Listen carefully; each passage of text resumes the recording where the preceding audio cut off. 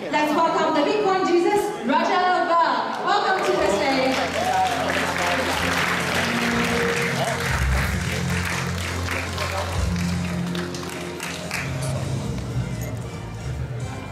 Thank you all for coming. What an amazing turnout here in Hong Kong.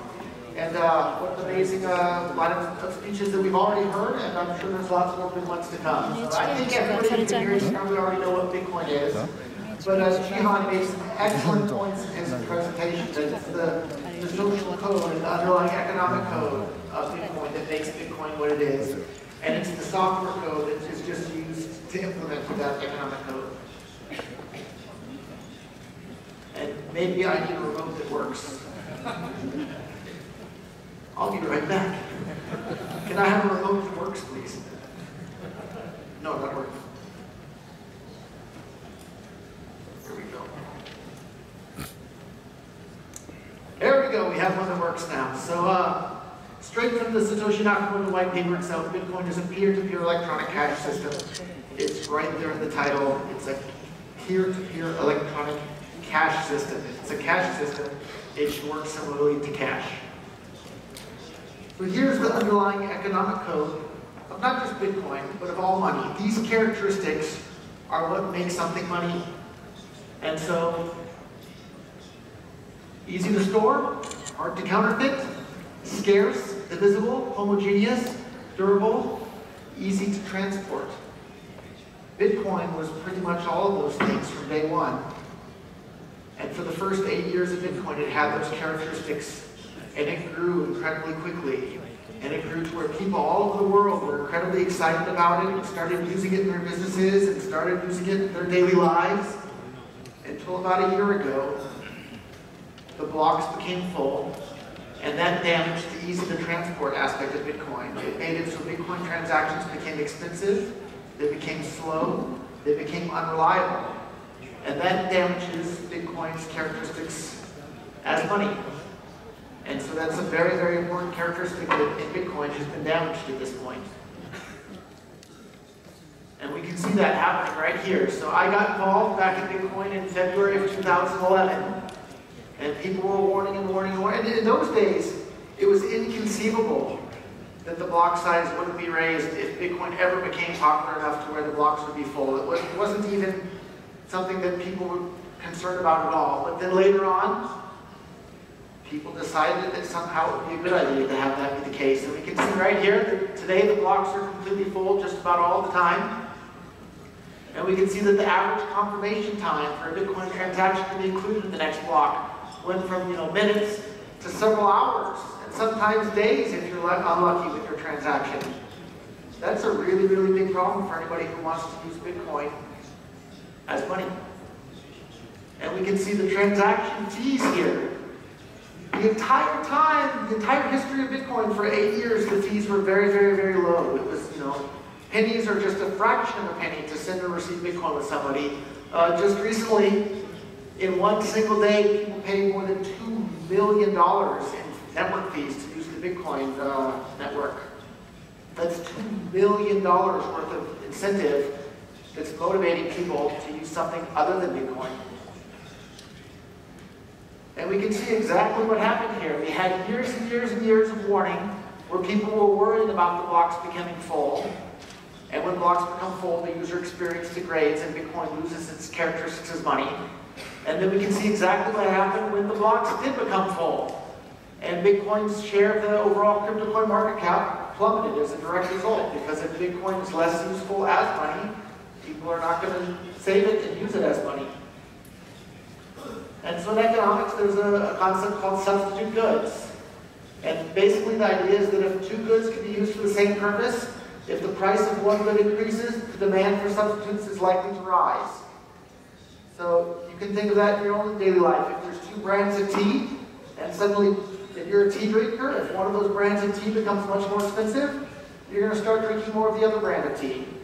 And the exact same thing is true of cryptocurrencies. If it becomes much more expensive, not just in terms of fees, but in terms of time and effort and inconvenience to use a particular cryptocurrency, people are going to start using a different one. And we've seen that happen exactly here. At the exact same time that Bitcoin's market share declined, all the coins have just skyrocketed in popularity. And that's basic economics. When something is more useful than another similar good, people will start using the other one. And this is where the problem came from. It came from a group of people calling themselves Bitcoin Core and Blockstream. And they've openly advocated for 1 megabyte blocks to intentionally create high fees and slow confirmations. They openly say that they want the fees to be high and they want the confirmations to be slow.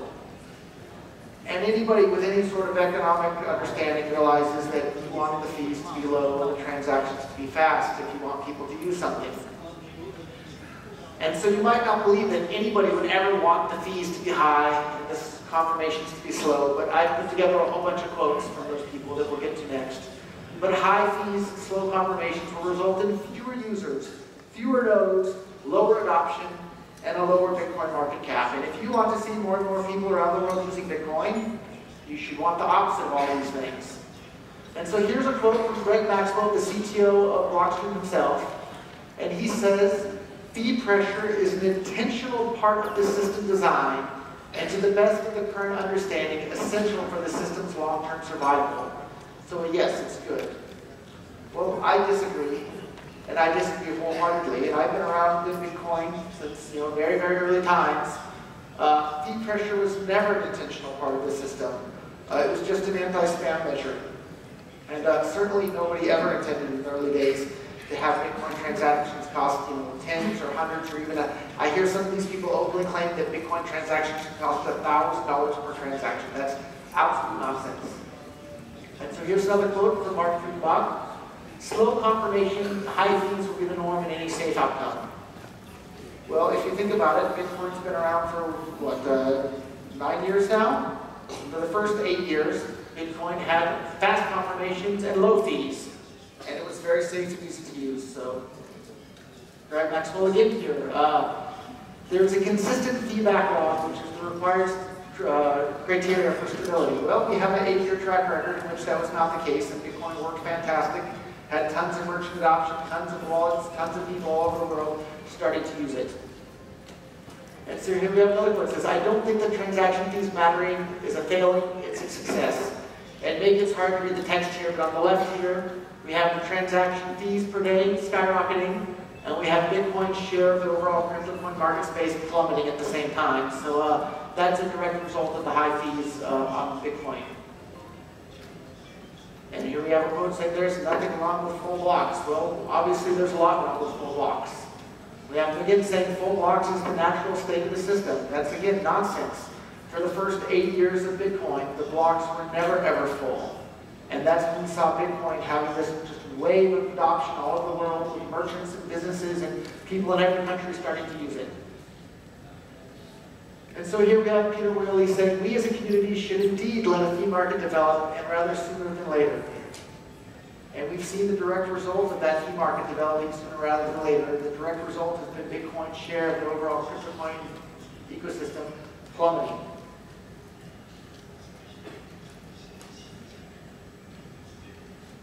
And Luke Jr. is saying, just pay a $5 fee and it'll go through every time unless you're doing something stupid. Well, the fees have been as high as $10 for the average fee recently. And if you're running any sort of business that's receiving lots of payments from customers, when you go to move them out, $100 fees or several $100 fees have been common on the Bitcoin network. That's motivation for people to start using something other than Bitcoin. And I don't know what universe Luke is living in, but he says reasonable block sizes currently range from half a megabyte to 1 megabyte. He also says this is no longer going to keep the fees low. Well, if you restrict the supply of block space and people want to use it, then yeah, the fees will rise. But there's a simple solution to that. George Timon says confirmation times are fine for those who pay high fees. Well, as Jihan mentioned, this is an incredibly competitive market space. There's lots of competitors out there. If there's something that they can do the same thing for a lower fee and a faster confirmation, people are going to start using that. And so here we have George saying Bitcoin needs a competitive fee market in the long run to sustain proof of work once the subsidies are gone. I am very happy that we have it now. The subsidies for Bitcoin don't run out for another 100 years. So he's worried about something that's going to happen more than 100 years from now, and intentionally advocating damaging Bitcoin's usability today because of a problem that might happen 100 plus years from now. That's ridiculous. And here he is again saying, higher fees may be just what is needed. Higher fees may be just what is needed if you want to motivate people to use something other than Bitcoin. And here he is referring to Adam Back, the CEO of Blockstream, saying that he thinks that Adam and I agree that hitting the limit wouldn't be bad, but actually good for a young and immature market like Bitcoin fees. Well, we've seen the result of hitting the limit and the high fees that they create. The result has been people fleeing to altcoins and the rise of altcoins just exploding in popularity. We have Vladimir here saying, a mounting fee pressure resulting in a true fee market where transactions compete to get blocks results in urgency to develop decentralized off-chain solutions.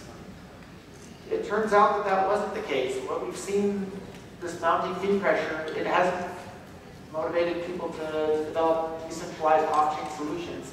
It's motivated people to move into altcoins and centralized off-chain solutions. And here he is saying, I'm afraid increasing the block size will kick this can down the road and let people in large Bitcoin companies relax. Well, I have news for all of you. If you're a business or a user using Bitcoin, or someone around the world considering using Bitcoin, we want you to be able to relax. We want you to be able to set up your system, or set up your business, or set up your platform, and relax, because it's going to work, and it's going to work for years and decades to come, without you having to be terrified that you're going to have to redesign your entire system next week. So we want people to be able to relax. And these people have the exact wrong idea for what we should be advocating for the future of Bitcoin. So that brings us to, what can we do about it? We can continue doing what led to Bitcoin's success originally. We have an 8-year track record of what worked, and worked incredibly well to bring Bitcoin to where it is today. And that track record was letting the blocks grow from 5 kilobytes to 10 kilobytes to 100 kilobytes to half a megabyte to now a whole megabyte. Or more? Grow. The Bitcoin network is not going to manage this block sizes that we're discussing. The Lightning network will be solved, and sidechain technology will be implemented. It's just grow. And so, for those of you that can't hear what he said Lightning Network and sidechains will solve everything. Well, the great part about that is that Bitcoin Cash can provide everybody that wants to do everything with Lightning Network, everything that wants to do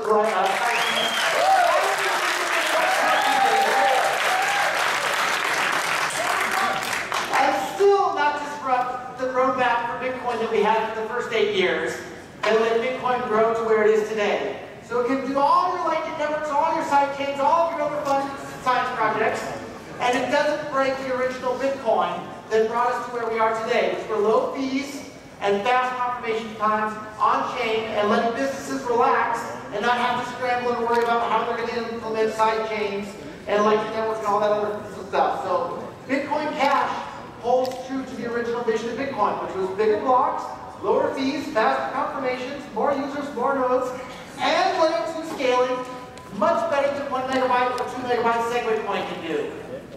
So, as Vitalik Buterin pointed out recently, that full blocks turns denial of service attacks on Bitcoin into theft attacks. If you're trying to close out a Lightning Network channel and the blocks are full, somebody can steal your funds. With Bitcoin Cash and bigger block size, they can't steal your funds. Everybody can close out their Lightning Network channels whenever they want to. And so for those of you that don't like Bitcoin Cash, don't use it. For those of you that don't like it, don't use it. The entire ethos of Bitcoin is to allow for permissionless innovation. So if you don't like Bitcoin Cash, if you don't like bigger blocks, if you don't like low fees, if you don't like fast confirmations, if you don't like more users and more nodes, and a convenient, fast, and easy, wonderful version of Bitcoin, if you don't like any of those things, don't use it. It's that simple. If you don't like the dollar, don't use it. If you don't like the RMB, don't use it. If you don't like Bitcoin Cash, don't use it. It's that simple. If you don't like it, don't use it.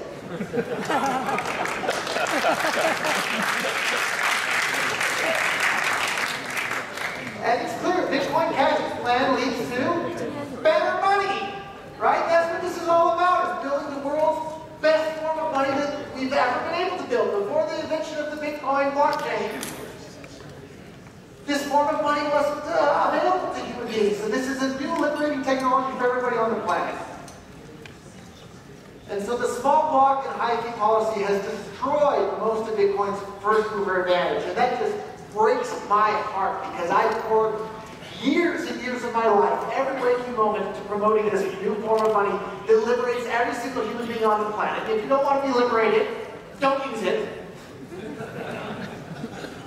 And so now here's where we're at. You have to be prepared for a world filled with altcoins. Bitcoin Cash has been around, what, about 5 or 6 weeks now? The fact that it's already the third biggest market cap out of every single cryptocurrency in the world is a pretty strong indication that Bitcoin Cash has the right economic code to make it an incredibly useful form of money. And a few years ago, if you asked me, like, is anything going to surpass Bitcoin in adoption? I don't think so. How did that? It just had a light against start. But thanks to Blockstream and Core's intentional undermining of the economic code that led to Bitcoin's success, here we are. Look at these. They're catching up, and they're catching up fast. So if you don't have the economic code right, people aren't going to use your product. And so when you're figuring out which altcoins you want to use, or which coins you want to use, or which forms of money you want to use, choose the ones that have these characteristics. And if you undermine this ease to transport by making the fees high and the confirmations long and uncertain, people aren't going to use it. So that's me. I'm Roger Vera. I was the first person in the entire world to start investing in Bitcoin startups. I've been doing this full time. Don't break Bitcoin's underlying economic code. And if you don't like Bitcoin Cash, don't use it. If you don't like Ethereum, don't use it. If you don't like the narrow dash, take your pick. There's 1,001 cryptocurrencies to choose from. If you don't like them, don't use them. It's that simple. And focus on building the version of Bitcoin or the version of money that's the most useful to you, your life, and your businesses. And don't try and break other people's versions. Don't kick, sand in their face. If you don't like what somebody's doing, don't use that product. It's that simple. So that's where we're at today. I think that's about the end of my time, but I'm here all day. And thank you guys all for coming. And yeah, what an exciting time to be alive. Thank you guys all. Thank you very much. Thank you for sharing with us.